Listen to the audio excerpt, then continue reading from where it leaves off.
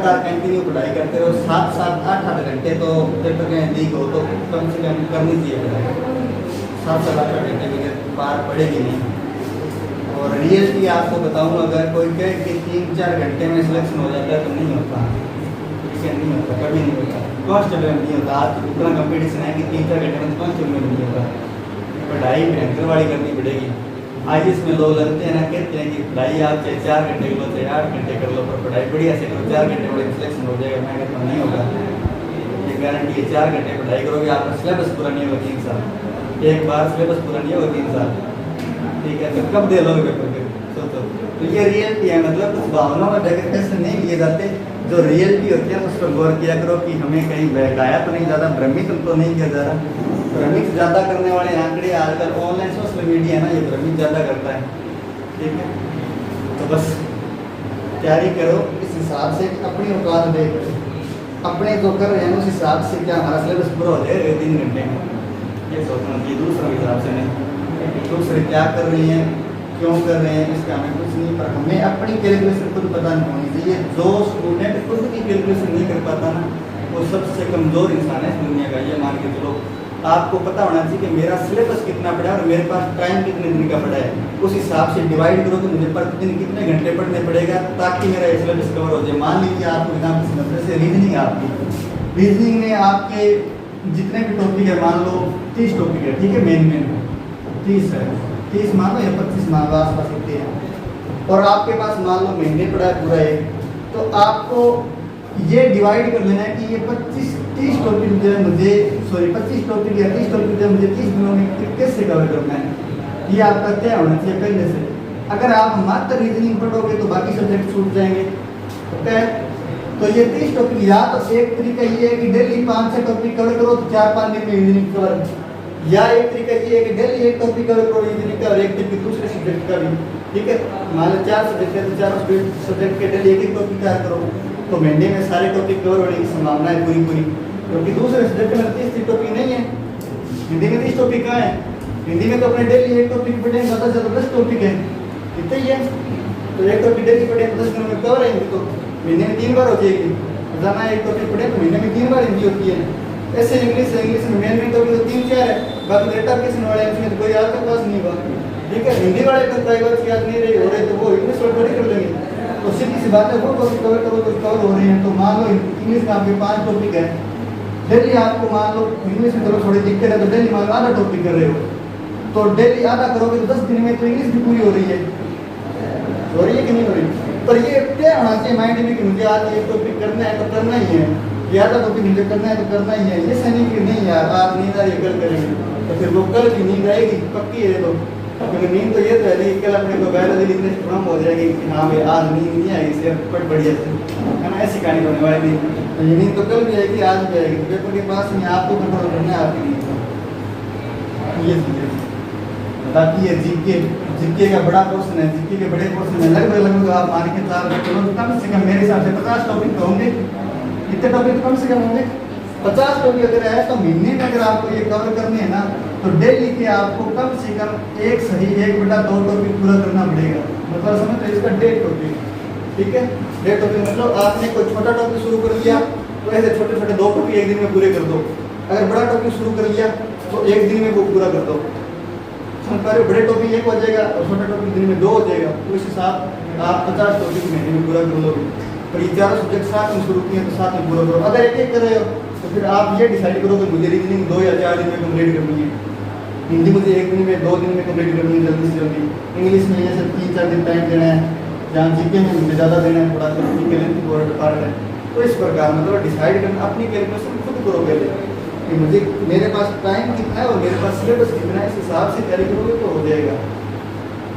अगर केवल हवाबाजी करोगे हाँ भाई आ रही है क्लास के अंदर रीजनिंग करवा दी गुरु जी ने, मैथ करवा दी, तो सीधे कहीं तो अपने को नहीं, और बस साथ समझ में आ गई बस कर लेंगे पेपर में, और पेपर में रियल बता रहा याद भी नहीं आएगी। बिना प्रैक्टिस के थोड़ी ना याद आती है, प्रैक्टिस तो करनी पड़ेगी, ज़्यादा नहीं तो कम से कम 2 बार तो करनी ही चाहिए। एक बार पढ़ने के बाद कम से कम 2 बार। रिवीजन का तरीका क्या होता है, रिवीजन मान लो आज आपको एक टॉपिक पढ़ाया, उस टॉपिक को आप आज करवाते ही घर पे जाके एक बार पढ़ो, ये आज की बात है, ठीक है। ये एक बार रिवीजन हो गया आज, फिर एक बार होने के बाद में हफ्ते बाद पूरा, ये है 7 दिन बाद, 7 दिन बाद रिवीजन। इस टॉपिक का 7 दिन बाद रिवीजन हो जाना चाहिए। 7 दिन बाद में आपको क्या करना है, आपको इसे पूरे महीने बाद, मंथ बाद पूरा रिवीजन करना है। तो महीने में कितनी बार हो गया, 4 बार, 4 बार एक रिवीजन हो गया। तो 4 बार रिवीजन होने के बाद में मैं गारंटी के साथ कह सकता हूँ, आपको याद ना हो, पेज नंबर तक याद हो जाएंगे 4 बार पढ़ने वाले। किसी ने आज एक टॉपिक 4 बार पढ़ के देखा है क्या, बता दो। मतलब रीजनिंग आपको करवाने के बाद में मुझे बताओ, आपने सीरीज को 4 बार देखा है, काउंटिंग को 4 बार देखा है, देख लेना 4 बार महीने में। और मैं कम भूल जाऊँ मुझे बता देना। भाटिया जी के पास गया था, उन्होंने सर ने बताया कि 25 बार पढ़ो। मैं कहता हूँ आप 4 बार पढ़ो, 25 तो बहुत है, 25 तो बहुत ज़्यादा है। 25 बार तो रट्टा एप्लीकेशन मारने वाली चीज़ें होती हैं। जो चीज़ समझ में आ जाती है ना खुद को, जैसे मैंने वो परसों मैंने पेपर दिया, मैंने किसी से नहीं पूछा, जो आया किया आपको पेपर दिया चले गए। ये मैं थोड़ा सा पूछ लेती ना, एक क्वेश्चन भी मेरा कोई भी क्वेश्चन नहीं होता, मेरा सारा पेपर। तो मेरी बात ये है कि आपको इस प्रकार करना है। मतलब आज जो टॉपिक करवा दिया उसको आज जाते ही पढ़ो, आज जाते ही पढ़ो कंप्लीट। मुझे लगता है आप ज़्यादा से ज़्यादा 4 घंटे क्लास लगाते हो, ठीक है। 4 घंटे क्लास रिवाइज करने में, 4 घंटे क्लास रिवाइज करने में 2 घंटे से ज़्यादा तो नहीं लगेगी। ये मतलब जब हम आपको लिखा रहे हैं पूरा कंप्लीटली, तब आपको 1 घंटे में रीजनिंग करवाई है, तो उस रीजनिंग को खुद पढ़ने में 10 या 20 मिनट लगेंगे, इतने लगेगा, ज़्यादा तो नहीं लगेगा। इसी प्रकार 4 घंटों में 20-20 मिनट लगाओ तो 1 घंटा लगता है, ज़्यादा करो तो 1.5 घंटा 2 घंटा लगा सकते हो। तो 2 घंटे में आज का पूरा मैटर रिवाइज हो जाएगा। फिर वो मैटर 7 दिन बाद करो तो फिर 2 घंटे में रिवाइज हो जाएगा पूरा मैटर। इस प्रकार चलता रहेगा सारा मैटर। तो ये महीने बाद फिर रिवाइज हो जाएगा। तो महीने में 4 बार रिवाइज हो जाता है, पर साथ में पढ़ेगा, साथ में पढ़ेंगे तो रिवाइज होगा ना, वरना तो फिर यही है इकट्ठा कर लेंगे और महीने बाद पूरा सिलेबस संभालेंगे तो पूरा पहाड़ लगेगा। और पहाड़ तो दोनों सी बात है, 10 का कमाल भी बढ़ के तो उतना बढ़ेगा, ऐसे तो टूटेगा नहीं, है ना, ये करनी है। तो इस प्रकार बस लगे रहो और साथ साथ करते रहो। कोई भी चीज़ हो ऐसी कि क्या करें, क्यों करें, कैसे करें, समझ में नहीं आ रहा, कोई टॉपिक को पूछ लेना चाहिए गाइड, क्योंकि गाइड वही कर सकता है जो पहले इस रास्ते से गुजर चुका है। अपने फ्यूचर के बारे में राय कभी भी अपने माता पिता से नहीं लेनी चाहिए, ये मैं मानता हूँ। अगर आपको घर गृहस्थी की राय लेनी है तो माता पिता से जरूर लीजिए, ये मैं कहूँगा, क्योंकि उन्होंने घर गृहस्थी को देखा है तो वो आपको बढ़िया अनुभव देंगे। लेकिन आपके फ्यूचर के बारे में आप उसी से अनुभव लो जो उस रास्ते से पहले गुजर चुके हैं। आप मान लो तैयारी कर रहे कांस्टेबल, आप पूछने जा रहे हो उससे जो जमीन के अंदर मतलब खेत में खेती कर रहा है, तो तुम्हें कैसे बता देगा रीजनिंग कैसे पढ़नी है, कितने दिनों में कवर करनी है, बता देगा क्या? नहीं बता पाएगा। आपको अगर आपके फ्यूचर के बारे में राय लेनी है तो उसी व्यक्ति से लेना जो पहले उस रास्ते से गुजर चुका है, या उसकी तैयारी करवा रहा है, या पहले वो कुछ सेलेक्ट हो चुका है। इन तीनों में से कोई भी कंडीशन सेटिस्फाई होती है तो उससे आप पूछ सकते हो, पर उससे कभी मत पूछना जिसने हिंदी नाम तक नहीं सुना, जिसने रीजनिंग नाम तक नहीं सुना, जिसने मैथ नाम तक नहीं सुना, ठीक है। जिसको गणित का गैर नाम बताओ, उससे अगर अपने राय लेंगे ना तो राय अपने हिसाब से देगा। आप अपने पापा से पूछना कि दादाजी ने जो आपको राय दी थी क्या आपको वो सही राय लगती थी क्या, पूछना एक बार। मतलब इस एज के अंदर जो माता पिता राय देते हैं ना अपने को, अपने जीवन के बारे में, अगर मान लें तो बढ़िया बात है, पर मैं आपको बताऊं वो राय सही होती नहीं है एक्चुअल में, क्योंकि घर गृहस्थी की राय है तो सही है, पर अगर फ्यूचर की राय है तो वो सही नहीं है, क्योंकि उन्होंने अपनी जनरेशन का बताया। उन्हें ये नहीं पता कि आज की जनरेशन कितनी आगे जा चुकी है, उस हिसाब से राय नहीं दे रहे हो, वो राय अपनी जनरेशन के हिसाब से दे रहे हैं। 20 साल पीछे वाली राय दे रहे हैं वो कि आपको ये करना चाहिए, वो आपको 20 साल आगे वाली राय नहीं दे रही। 20 साल आगे वाली राय वो देगा जो 20 साल आगे की सोचता है। और 20 साल आगे की सोचने के लिए ऐसा नजरिया भी होना चाहिए, कम से कम इतने अध्ययन तो किया होना चाहिए व्यक्ति ने कि वो 20 साल आगे की सोच सके। तो राय उसी से लो जो उस राय देने की काबिल है। IAS बनने की सोच रहे हो तो कांस्टेबल से कभी राय मत लो, समझ में आएगा। IAS बनने की सोच रहे हो तो IAS का नजरिया जिसका है ना उससे रहो। नेगेटिव थिंकिंग वाला से जाकर पूछोगे तो IAS सोचने पर वो हंसेंगे, IAS की केवल सोचने पर हंसेंगे, ये बात है। और पॉजिटिव थिंकिंग वालों से पूछोगे तो IAS सोचने पर दूंगे। तुमने सोच लिया तो तुम बन चुके हो, तो सिर्फ लोगों को दिखाना बाकी है। सोचना भी बहुत बड़ी बात होती है IAS के लिए, क्योंकि जब तक कुछ का जज्बा नहीं होता तो सोच भी नहीं पाते, ठीक है, ये बात है। नेगेटिव लोगों से जितना दूर रहोगे उतना ठीक रहेगा, वरना लोग तुम एक कदम बढ़ाओगे तो लोग तुम पर हंसेंगे, और ये रियलिटी है, मैंने फेस किया, इसीलिए बता रहा हूँ। कुछ नया करने की कोशिश करता हूँ, 4-5 इतने खास फ्रेंड हैं, सबसे पहले वही मजाक बनाते हैं और ये रियलिटी मैं इग्नोर करता हूँ, बोलता नहीं करता ये बात है। और जो गुरु है मेरे, वो मेरा साहस बढ़ाते हैं, तो ऐसे लोगों का साथ रखो जो कुछ करने के लिए आपको हिम्मत दे, मोटिवेट करे।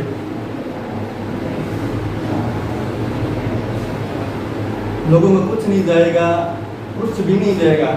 लोग क्या कह रहे हैं इससे कोई फर्क नहीं पड़ना चाहिए, क्योंकि लोग कभी भी रोटी दे के नहीं जाते। लोग केवल ताने दे के जाते हैं, मजाक बना के जाते हैं। उसके लिए क्यों सोचेंगे लोग मेरे बारे में, क्या सोचेंगे लोग मेरे बारे में, क्या सोचेंगे यही अगर मैं सोचूँ फिर वो क्या सोचेंगे। इतने बेहद हैं सोचने को नहीं। लोग हमारे बारे में कुछ सोच रहे हैं, इसका मतलब हमसे ज़्यादा उन्हें टेंशन है हमारी। टेंशन लेने तो फिर क्या तो अपने परेशान हो रहे हैं, है ना। अपनी ज़िंदगी टेंशन तो बहुत लोगों को है, लेने तो आराम से। और मैं आपको बताऊँ रियलिटी, मेरी टेंशन मुझसे ज़्यादा बहुत लोगों को है जिनका मेरे से कोई लेना देना नहीं है। ठीक है, नाम नहीं लूँगा व्यक्तियों में मैं, पर जब कुछ नया करने की कोशिश करता हूँ ना, तो उनकी फिक्र सामने आ जाती है कि वाह कितनी फिक्र है इन लोगों को मेरे, कितने नेगेटिव कमेंट मैं गौर ही नहीं करता, कौन नहीं करता। बिल्कुल बनेगी, सबकी बनेगी। जो फ्रेंड होते हैं किसी लिए, भगवान इसीलिए तो बनाए हैं। ठीक है, तो फ्रेंड हमेशा पॉजिटिव रखो, नेगेटिव वाले से दूर रहो। हमें लग तो ये रहा है कि हमारे साथ है, और रियल में कोई जगह नहीं है ऐसे लोगों में। मेरे दिल में तो बिल्कुल जगह नहीं है ऐसे लोगों की जो सोचते नेगेटिव और चलते नेगेटिव। लोगों को दिखाना जरूरी नहीं है, हमारा काम करना जरूरी है। हम कर क्या रहे हैं ये इम्पोर्टेंट है, ना कि दिखा क्या रहे हैं वो इम्पोर्टेंट नहीं है। ठीक है, तो शांति से बढ़िया से पढ़ाई करो, जब कामयाब होगे तब लोगों को रिजल्ट देंगे, तब उनका नजरिया भी बदल जाएगा, अपने आप बदल जाएगा। और जब तक कामयाब नहीं हो तुम कुछ सोचोगे ना करने की, तो भी तुम्हारी मजाक बनेगी। मैं कहता हूँ तुम कुछ काम करने की सोच लेना चाहिए, खेत में मजदूरी करने की सोचोगे ना, तो भी तुम पर ताने चलेंगे कि BA कर ली, BEd कर ली, MA कर ली, रात खेत में काम कर रहे थे। क्योंकि भाई मेरा खेत में मैं कर रहा हूँ, तेरी दिक्कत क्या है। ठीक है, मेरा मन कर रहा है मैं कर रहा हूँ, मेरे घर की स्थिति से नहीं है तो मैं कर रहा हूँ खेती में, पापा का सहयोग करो, मेरा मन है, तुझे दिक्कत क्या है। लोग क्या कह रहे हैं करने दो, लोगों को कहने दो, अपनी बढ़िया से पढ़ाई करो। जब पापा की हेल्प करने की बात है तो बिल्कुल भी मत हिचकिचाना कि मैं क्यों खेती कर रहा हूँ, क्यों खेत में काम कर रहा हूँ, कभी मत हिचकिचाना। मम्मी पापा की इतनी हेल्प हो सके ना करना, क्योंकि उन्होंने जो आपके लिए किए हैं ना, दुनिया में कोई भी फ्रेंड या कुछ कोई भी व्यक्ति नहीं कर सकता।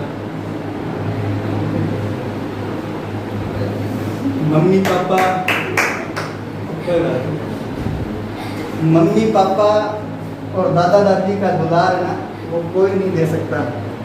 बहन की फिक्र कोई नहीं दे सकता। भाई का बड़प्पन और गुरु का बड़प्पन है ना, वो कोई भी मित्र नहीं दे सकता। ठीक है, ये बात है।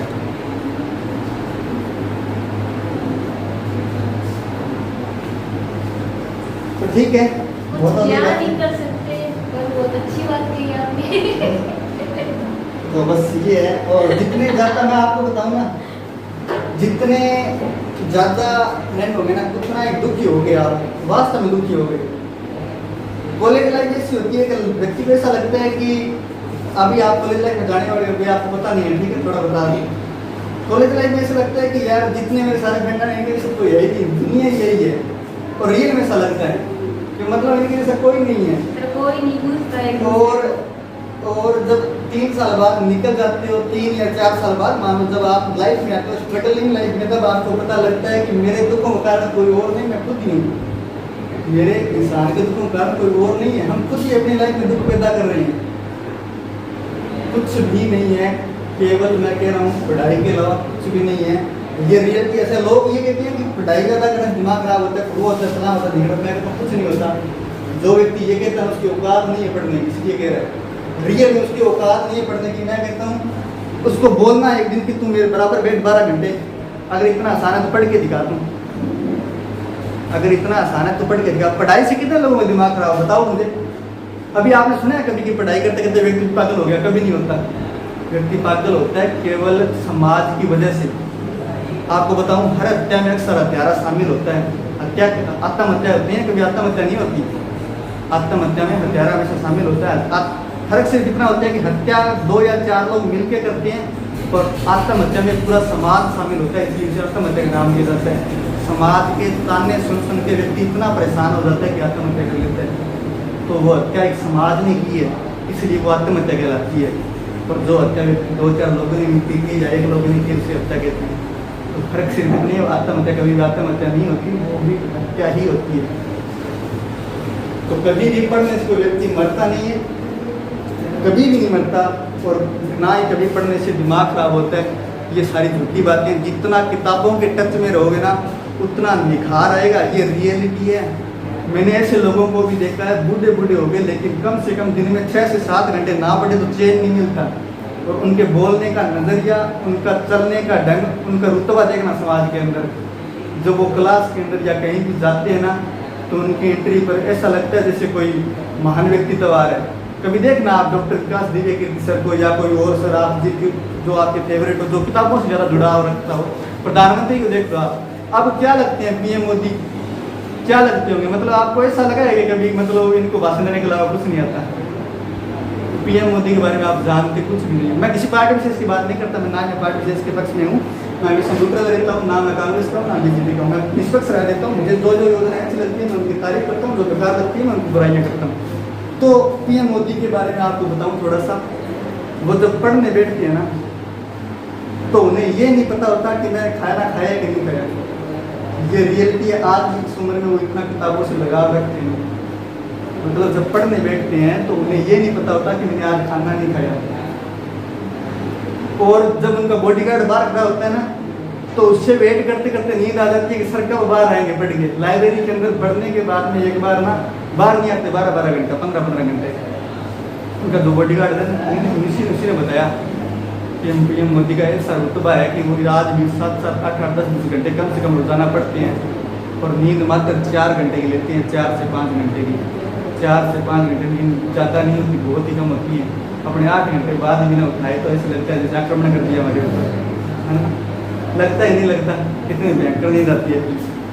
तो नींद आने का मेन रीजन यही है कि अपने उठते 6-7 बजे के बाद है। 4 बजे से पहले उठ जाओ, 4 बजे उठ जाओ, 5 बजे तक भी उठ जाओ, नींद नहीं आएगी। 5 बजे उठोगे शरीर में एनर्जी होगी, लेकिन 7-8 बजे उठना, मैं कहता हूँ 1 लोटा चाय पी रहे बिना शरीर कौन बने। हाँ, ये रियलिटी है। जब तक 1 लोटा चाय अंदर नहीं जाए तब तक शरीर नहीं बनता 7 बजे उठने के बाद में। तो जितना ज़्यादा लेट उठोगे ना, उतनी शरीर की एनर्जी डाउन होती है, कभी बनती नहीं। प्रॉपर हमेशा हेल्थ का प्रॉपर ख्याल रखो। जिंदगी में ना साथ जाएगी तो कुछ नहीं जाएगा, केवल हेल्थ जाएगी। ना ही कोई मित्र साथ देगा, ना ही कोई और देगा, केवल हेल्थ आपकी। एक तो हेल्थ पर पूरा ध्यान रखो। हेल्थ पर ध्यान रखने के लिए ये नहीं है कि सर मैं बीमार नहीं हो सकता, नहीं बीमार हो सकता है व्यक्ति, लेकिन अपने बीमारी के कारण हम खुद ही हैं। खुद क्यों है? क्योंकि हमारा खान पान ऐसा बन गया है कि हम कम से कम 11-12 बजे 2 बजे पहले खाना नहीं खाते हैं। सुबह आते हैं चाय पी के, चाय तो शरीर को जलाएगी, खराब ही करेगी, वो कौन सा ताकत थोड़ी देगी। चाय के अंदर जो तत्व है वो नुकसानित करते हैं। छुट्टी इसलिए नहीं है क्योंकि हमने बचपन में घंटी चाय की दे दी है, ठीक है। जानते हूँ मैं पहला चाय देवे तो 10 घंटे की क्या होता है। तो मेन बात यही है, बस हेल्थ का ध्यान रखो। आप हेल्थ का ध्यान रखने को खास बात नहीं है। सुबह उठते ही 8-9 बजे से पहले खाना खा लो, बस 8-9 बजे, कम से ज़्यादा से ज़्यादा 10 बजे से लेट कभी मत करना। कोई भी इंपॉर्टेंट काम हो, भैया मैं तो पहले खाना खाऊंगा, मैं नहीं करूँगा काम। बिल्कुल खाना खाए, बाहर गए हो कहीं भी गए हो, पहले कुछ ना कुछ खा लो। पहले कुछ, जितना ज़्यादा भूख देखोगे उतना ही ज़्यादा शरीर तंग होगा रियल में। एक टाइम ऐसा है भूख लगनी बंद हो जाएगी, स्वास्थ्य ज़्यादा खराब हो जाएगा। शाम को 9 से 10 बजे के बाद कभी भी खाना मत खाओ। 9 से 10 बजे प्रॉपर टाइम। 8-9 बजे से पहले खाना खा लो, बस 8-9 बजे लाइए लास्ट का हाईएस्ट। इससे पहले खाना खा लो, सुबह 10 बजे से पहले खाना खा लो, दोपहर में अगर भूख लगती है तो खा लो, कोई दिक्कत नहीं है। पर ये नहीं है कि अपने 2-2 बजे सुबह खाना खा रहे हैं, कोचिंग में लेट हो गए, 2 बजे खाना खा रहे हैं, गलत है ये। अगर घर से जल्दी आ रहे हैं तो साथ में लेके आओ, यहाँ पर 10 बजे से पहले खाना खाओ, फिर क्लास में जाओ आराम से। स्वास्थ्य लेकर पूरा प्रॉपर ध्यान रखो, और टाइम पर खाना खाओगे तो नींद भी कंट्रोल होगी। फास्ट फूड का ना होता है, सबको शौक होता है, लेकिन थोड़ा सा कंट्रोल में रखा करो ना। मतलब कंट्रोल का मतलब ये है कि बहुत ज़्यादा ना खाओ, जब तक कंट्रोल हो तब तक यूज मत करो फास्ट फूड पर। जब ऐसे लगे कि बहुत ज़्यादा भूख लगे तब खा लो, कोई दिक्कत नहीं है। क्योंकि फास्ट फूड से कभी एनर्जी नहीं मिलती। आप देखना कभी लगातार ना 10 दिन समोसे खा के देखना या 10 दिन लगातार केले खा के देखना, आपको एनर्जी खुद फील हो जाएगी। मुझे तो फील होती है, अपने आप का नजर आदत है। तो अपने स्वास्थ्य खराब करने का कारण यही है। और जितना अच्छा शुद्ध खाना खाएंगे ना, मस्तिष्क उतना ही तेज काम करेगा, उतनी ही याददाश्त बढ़ेगी, उतनी ही। ताजे फल सब्जियों के अलावा जितना घास फूस मत खाया करो, तेल वगैरह की में ज़्यादा ही नुकसान हो जाता है। मेमोरी लॉस के कारण यही है और कुछ नहीं है कि अपने याद नहीं रहता। क्या रीज़न है? बस ये रीज़न है और कुछ रीज़न नहीं है। हमारा ध्यान भटकता है ना पढ़ते वक्त, मेन रीज़न बस यही है ध्यान भटकने का। कंसंट्रेशन है ही नहीं अपना, अपने वर्तमान में जी नहीं रहे हैं। मैं बोल रहा हूँ तो आपका ध्यान कहीं ना कहीं तो घूम रहा होगा, मस्तिष्क कहीं ना कहीं यहाँ पर तो नहीं टिका होगा। मतलब बातें सुन जरूर रही हैं, आपका ध्यान तो कहीं चल रहा होगा और कहीं। वर्तमान में आप जी के देखना कभी, मतलब जो आप सुन रहे हैं आप उसी को मात्र देख रहे हैं, उसी पर आपका ध्यान है, तो आपको रियल में अच्छा वास्तव दुनिया ऐसी है। आपको एक कहानी बताऊँ। आप गाँव में रोजाना निकलते हो, आपको गाँव में मतलब सामान्य था कोई एक दो कोई नजर आ जाए तो ठीक है, पर ज़्यादातर आपको नजर नहीं आएगा कि किसी भी मतलब कहीं भी किसी भी गली में कोई नया घर बन रहा है, आपको नहीं पता होगा। मतलब आप ध्यान कहीं होता है, जब आप निकलते हो तो कहीं और ही होता है, तो आपको नहीं पता चल रहा कि यहाँ पर कोई नया घर बन रहा है, नहीं पता होता, सामान्य तो नहीं पता होता मतलब गाँव में कौन कौन से नए घर बन रहे हैं। और जब आप खुद का घर बनाओगे ना, तब आप मिस्त्री ढूंढने के लिए बाहर निकलना, तब आपको पता चलेगा कि यहाँ भी घर बन रहा है, यहाँ भी घर बन रहा है, ये भी बनवा रहा है, ये बनवा। गाँव में 15 मिस्त्री लगे हुए, कोई नहीं बेला है नहीं। ये कंडीशन रियल है, क्योंकि जब आप उस घटना से गुजर रहे हो तब उस पर आपका ध्यान गया कि वाह वास्तव में कितने मिस्त्री लगातार अपने गांव में लगे रहते हैं, बीच किसी न किसी के घर का निर्माण हो रहा होता है। और इस चीज़ को आप फेस करके देखना, मतलब कभी भी अगर ऐसी जरूरत पड़े तो जो आपके साथ घटना घट रही है ना, वो फिर चारों तरफ आपको नजर आती है। तो वर्तमान में कभी जी के देखो कि अच्छा वास्तव में ऐसा आएगा, फिर बाद में पता चलेगा कि हम कहाँ खो रहे थे। और जितना ज़्यादा खोए रहोगे ना उतना दुख नहीं मिलेगा, सुख तो कभी नहीं मिलेगा। वर्तमान में जियो को हमेशा खुशी मिलेगी, क्योंकि अपने को फिर ये रियलिटी पता चल जाएगी, इसके अलावा है कुछ नहीं, कुछ भी नहीं। जो फ्यूचर गया उसकी फिर टेंशन किस चीज़ की, जो आने वाला है उसका अपने को भी नहीं पता, फिर उसकी टेंशन किस चीज़ की। वो कैसा होगा, जो अपने आज मेहनत करेंगे वैसा ही होगा। आज जो अपने आउटपुट देंगे उसी के जैसा होगा फ्यूचर। तो आज अपने फुल मेहनत करेंगे तो फ्यूचर बहुत ही सुनहरा मिलेगा, आज अपने टाइम पास करेंगे तो फ्यूचर बड़ा ही डायरेक्ट मिलेगा, ठीक है। तो उसकी टेंशन जाएगी। दुनिया में दो ही बातें, या तो प्रॉब्लम है या नहीं है। प्रॉब्लम है तो प्रॉब्लम नहीं है तो उसकी टेंशन नहीं, फिर तो टेंशन नहीं। अगर प्रॉब्लम है तो उसकी भी दो आगे बातें हैं कि या तो सोल्यूशन है उस प्रॉब्लम का या नहीं है। सोल्यूशन है तो सोल्यूशन करो, अगर सोल्यूशन नहीं है फिर टेंशन का आएगी। फिर प्रॉब्लम को चलने तो उस प्रॉब्लम के साथ जी रहे हैं, फिर टेंशन किस चीज़ की। जो प्रॉब्लम का सोल्यूशन नहीं है तो उसकी टेंशन किस चीज़ की, वो चलने दो, फिर प्रॉब्लम के साथ साथ ये जा रही है। और जिसका सोल्यूशन है उसका सोल्यूशन करो, कोई बात नहीं। तो ये बातें हैं। तो जितना हो सके ना हमेशा पॉजिटिव लोगों के साथ रहना। जो ये कहना आपको एक भी बार कि यार ये हार्ड है, मुश्किल है, नहीं कर सकते, अपने बड़े लोगों की बातें हैं, उसी वक्त उससे मन फेर लेना। चाहे फिजिकल रूप से दूर मत होना, कोई बात नहीं, उसे तो ये फील ना हो कि ये मेरे साथ मेरे तार कर, पर माइंड ऐसा बना लेना कि बस तेरी भावना से मुझे कोई फर्क नहीं पड़ता। तो जिस दुनिया में जीता उससे मेरी दुनिया अलग है, ठीक है। ये मन में भावना आ जाए मैं जो करना चाहता हूँ ना वो तेरी औकात नहीं है, बस ये सोच लेना। कोई आपके खिलाफ गलत बोले तो बड़प्पन दिखाना, मन में कहना तो आज माफ किया। बहुत अच्छी फीलिंग आई रियल में, मुझे आज माफ किया। किसी की बात सुन के डिसीजन वही लेता तो उसका क्या करें? क्या किसी की बात सुन के डिसीजन वही ले लेता है, उसका क्या करें? डिसीजन वही लेता, मतलब आपको समझाना थोड़ा क्लियर बताओ, मैं आपको बताता हूँ, क्लियर बताओ। बताओ तो आपने मुझे कहा कि आप इसकी तैयारी कर लो। हाँ हाँ। किसी और ने कहा ये तैयारी अच्छी है, ये कर लो। हाँ।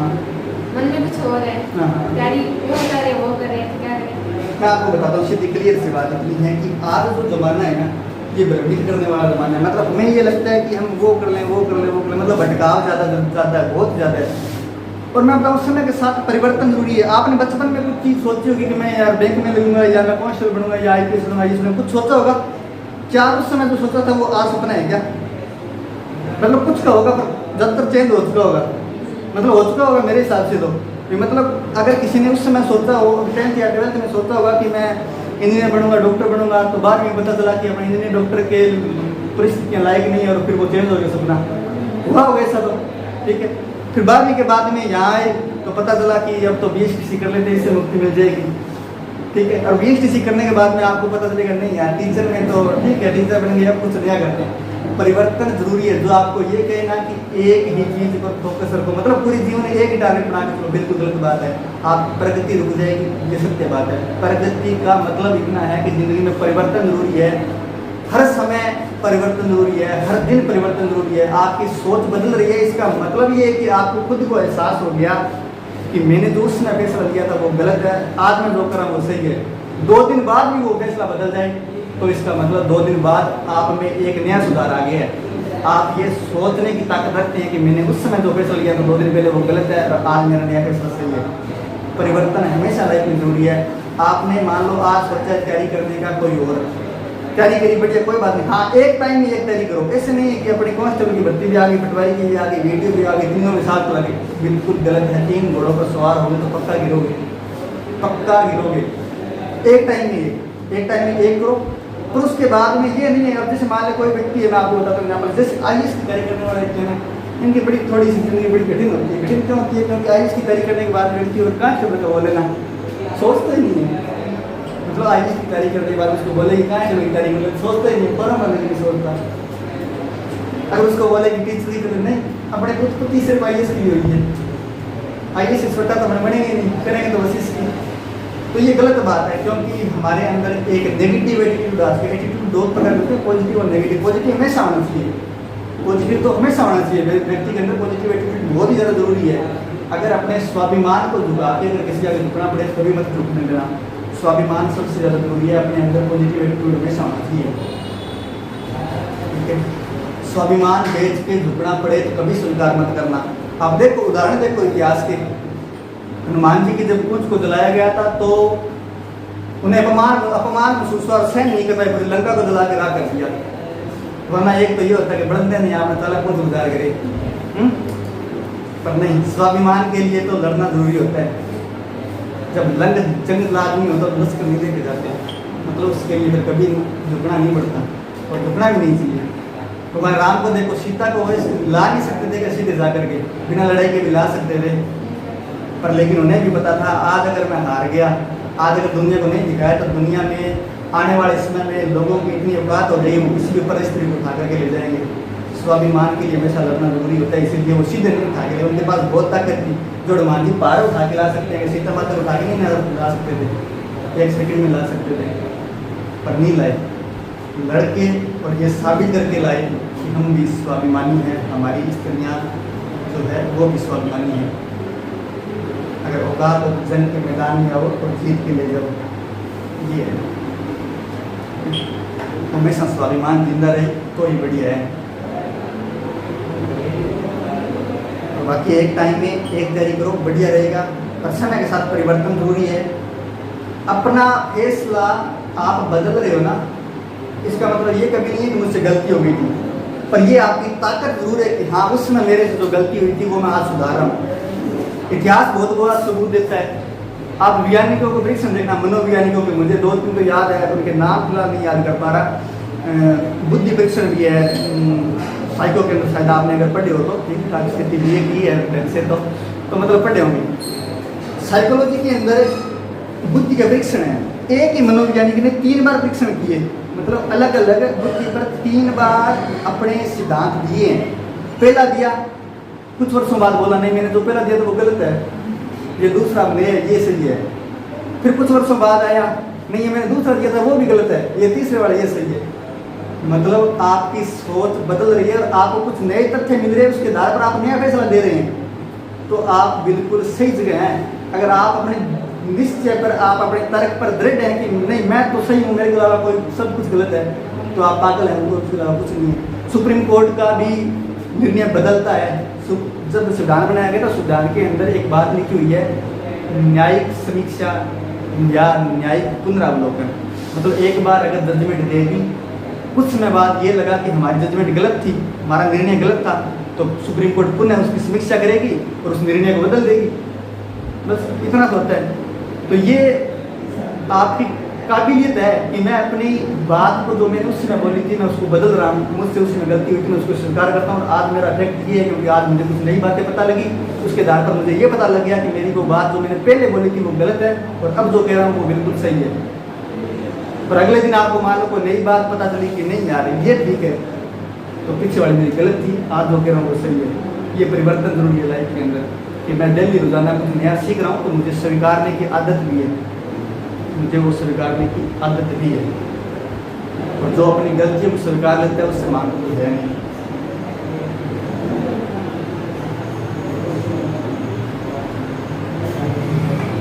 और कोई पूछना है बोलो, कुछ भी पूछना है? सर मेरी तो कल भी सोच पुलिस कांस्टेबल की थी और आज भी है। बिल्कुल बढ़िया बात है, कांस्टेबल बनना बिल्कुल बढ़िया बात है, तैयारी करो। अगर ये भर्ती हाथ नहीं आएगी तो तैयारी कहीं से जाएगी थोड़ी ना। मान लो आपकी तैयारी कंटिन्यू है, कोई दिक्कत नहीं है, तैयारी कंटिन्यू होगी तो उसके बाद में भर्ती तो फिर आएगी वापस। तो मैंने ये सोचा था पर बात होता है ऐसे कि कार्य करने के जिस बाद में इतनी हाँ होता है, सबका सपना, सबका सपना होता है। मेरी भी सिस्टर है, एक मतलब मासी की लड़की है, उनका भी सिलेक्शन हो गया था कांस्टेबल के अंदर 12वीं करने के तुरंत बाद, मतलब बीए में एडमिशन लिया और बीए में एडमिशन लेते ही उनका कांस्टेबल में सिलेक्शन हो गया। फिर उन्होंने बैंक की तैयारी की कुछ वर्ष, पर उसमें बाहर नहीं पड़ी क्योंकि आर्ट्स बैकग्राउंड से और बैंक में थोड़ा सा पेपर आपको पता है मैथ रीजनिंग वर्ड का भी सिंपल होता है मतलब है, तो कुछ ज़्यादा स्पीड थी नहीं, तो एक दो नंबर से हर बार बैंक के अंदर रह गए।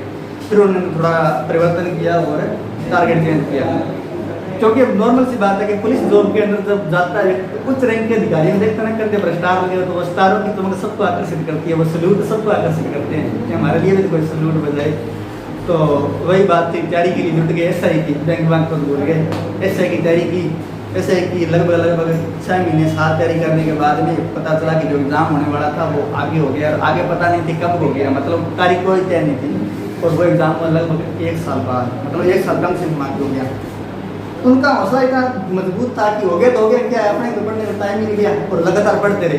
रोजाना कांस्टेबल की ड्यूटी करते, ड्यूटी करने के बाद, और आपको बताऊं कांस्टेबल की ड्यूटी जो है 24 घंटे की ड्यूटी होती है, मतलब इसमें कभी भी टाइम क्या नहीं होता कि आपको इतने बजे से इतने बजे के बीच आना है।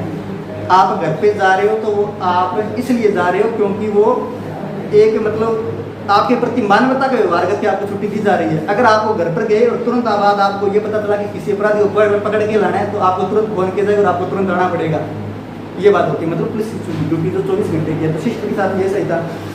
तो फिर भी वो हिम्मत नहीं आ रही और तैयारी करते रहे और लगभग 2 साल बाद में पेपर हुआ और ऐसे ही बन गए। केवल पेपर नहीं होता, पेपर के बाद इंटरव्यू भी हुआ, सब कुछ पास करने के बाद में थानेदार बन गए और अब ऐसा ही है 2 स्टार लगे हुए हैं। और अब उनको स्टारों की चमक इतनी थोड़ी 3 स्टारों वाली चमक भी आकर्षित करती है, तो बाकी सोच रहे आइए इसका, ठीक है। तो ये बात है।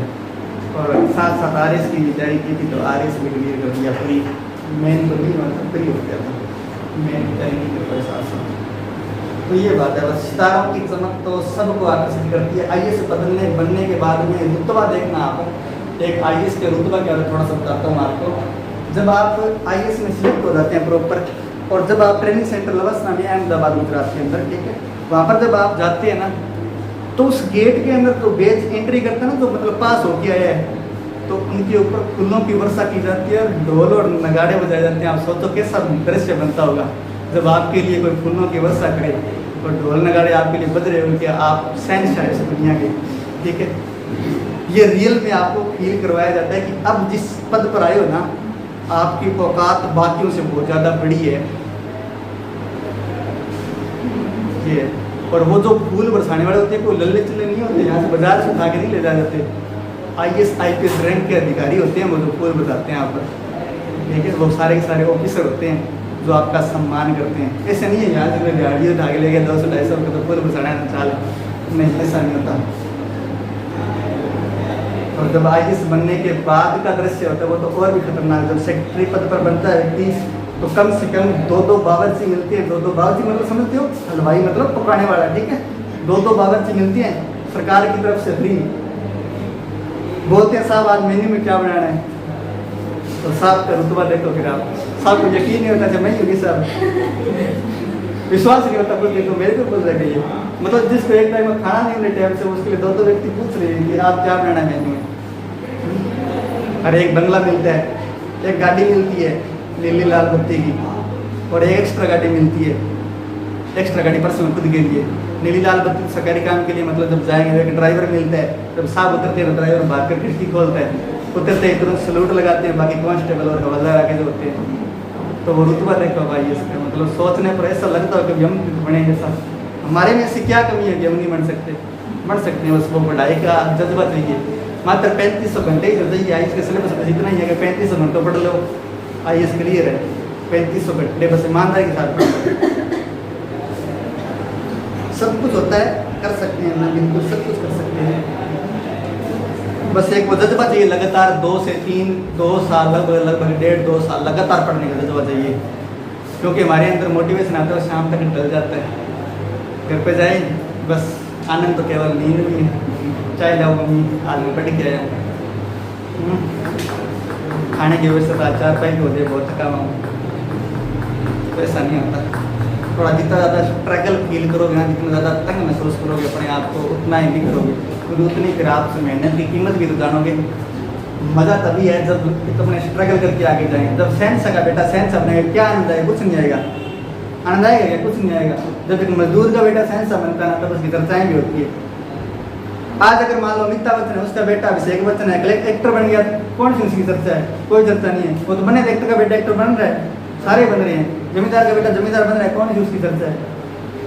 पर अगर आज मजदूर का बेटा खड़ा होकर के एक्टर बने ना, तो उसकी चर्चाएं होगी, बिल्कुल होगी। ठीक है, ये बात है। स्ट्रगल करके जो जाएगा उसकी चर्चाएं जरूर होगी, पर जो बिना स्ट्रगल के बाद की जायदाद पे हवाबाजी करेगा उसकी चर्चाएं कभी नहीं होती। मुकेश अंबानी का बेटा बिजनेस बन गया, कौन सी बड़ी बात है? पता ही है, बात की जायदाद बनाई हुई थी, बन गया बिजनेसमैन। पर मुकेश अंबानी कैसे बना, ये बड़ी बात है, क्योंकि वो जिस परिस्थितियों से आया है ना, और जहाँ मुकाम छुआ है, बहुत बड़ी बात है। डॉक्टर विवेक बिंद्रा सर को पूछते हैं कि आप जब काम कर रहे थे कितना कर्जा था आपके? बस यही 5-10 करोड़ का कर्जा था, बस यही 5-10 करोड़ का कर्जा था। और उस परिस्थिति से उठ के आज वो करोड़पति है दुनिया के, एशिया के नंबर 1 मोटिवेशनल स्पीकर।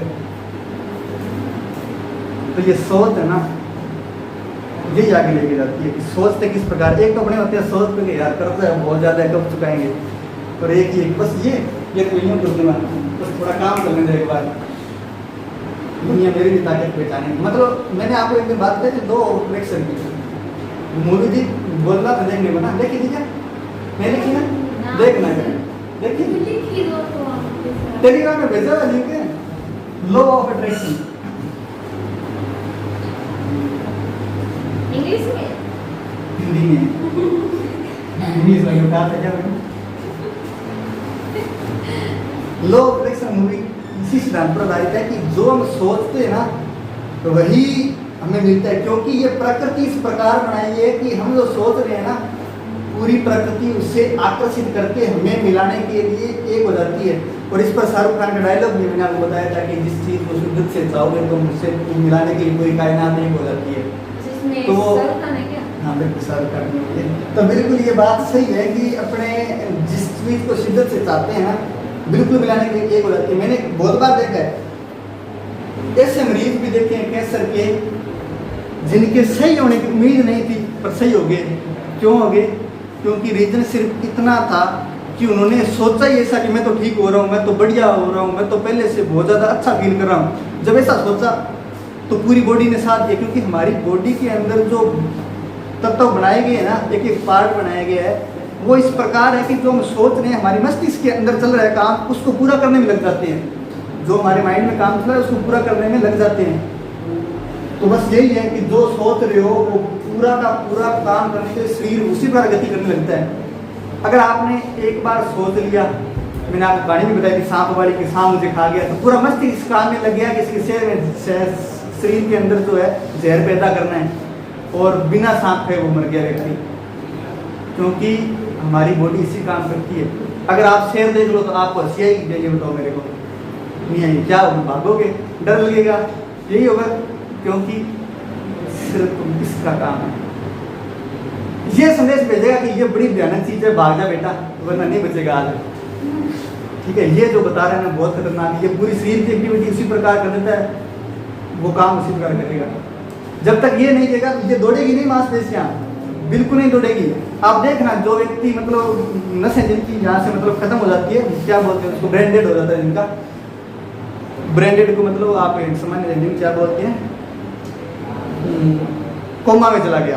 कोमा में चला गया व्यक्ति होता है ना, उसका माइंड काम नहीं करता। अब उसको आप शेर के सामने ले जाकर बिठा दो, तो हाथी के सामने से कोई फर्क नहीं पड़ेगा, क्योंकि उसका दिमाग तो काम नहीं कर रहा। अब पूरी बॉडी है, अब ना ही तो वो सोच पा रहा है, ना ही वो खा पी रहा है, ठीक कुछ भी नहीं है, पूरा कंट्रोल इसके हाथ में है। ये काम नहीं कर रहा तो पूरी बॉडी को पता ही नहीं मुझे क्या करना। सिर्फ नहीं पता कि शेर आ गया तो मुझे खा जाएगा, नहीं पता, बिल्कुल भी नहीं पता। एक बच्चे को आप शेर के सामने ला करके रख देना, उसे भी नहीं पता, क्योंकि उसका ये काम नहीं कर रहा।